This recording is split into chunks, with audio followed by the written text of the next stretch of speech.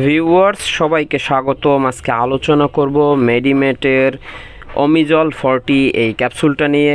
এই অমিজল 40 প্রস্তুত করে থাকে মেডিমেট। এটার জেনেরিক নেম হলো অমিপ্রাজল 20 মিলিগ্রাম। এটার খুচরা বাজার মূল্য কোম্পানি থেকে নির্ধারিত 8 টাকা। এরপরে জেনে নেই এই অমিজল 40 আপনি কোন রোগের জন্য খাবেন, এটা কি কাজ করে।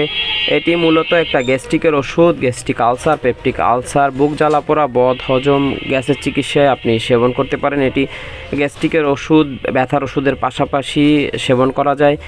এরপরে জেনে নিই এটা সেবন মাত্রা। এটার একটা ট্যাবলেট আপনি দৈনিক 2 বার সেবন করতে পারেন, সকালে একটা, রাতে একটা। অবশ্যই খালি পেটে সেবন করবেন, খাওয়ার আধা ঘন্টা আগে কমপক্ষে।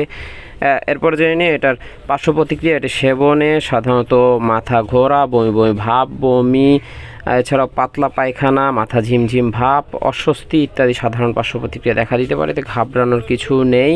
এটি গর্ভাবস্থা এবং স্তন্যদানকালীন সময় সেবন করা যায়, তবে অবশ্যই সেবনের আগে একজন মহিলা ডাক্তারের সাথে পরামর্শ করে নিতে ভুলবেন না। ভিডিও ভালো লাগলে লাইক দিয়ে চ্যানেলটি সাবস্ক্রাইব করবেন। আল্লাহ হাফেজ।